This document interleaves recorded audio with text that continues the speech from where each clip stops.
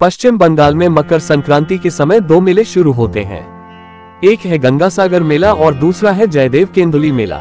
गंगा सागर मेले में अभी बहुत भीड़ होने लगा है, तो क्यों ना आप जयदेव बाउल मेले में शामिल हो जाते हैं, जो कोलकाता से सिर्फ 4 घंटे की दूरी पर है।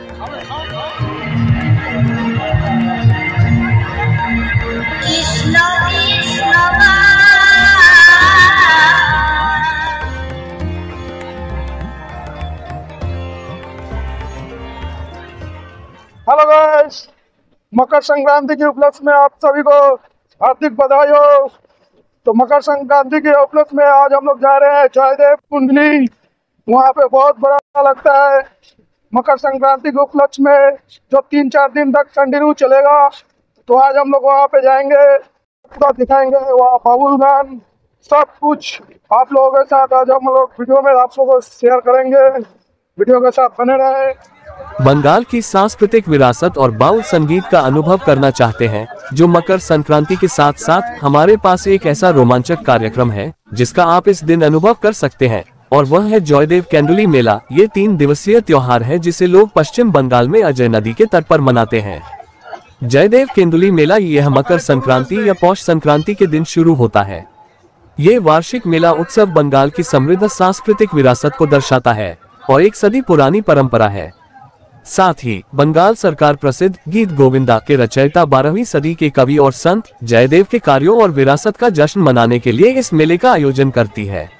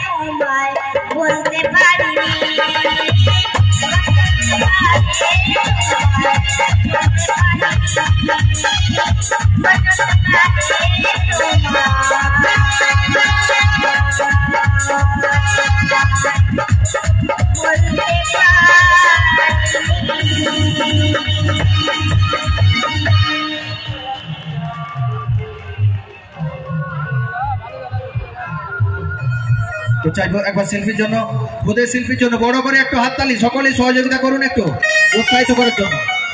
এরপর কৃষ্ণ কৃষ্ণ বল হরি হরি বল একখানা সুন্দর হরিনামের গান, তারপর আসলে পরবর্তী শিল্পী আপনাদের মঞ্চে।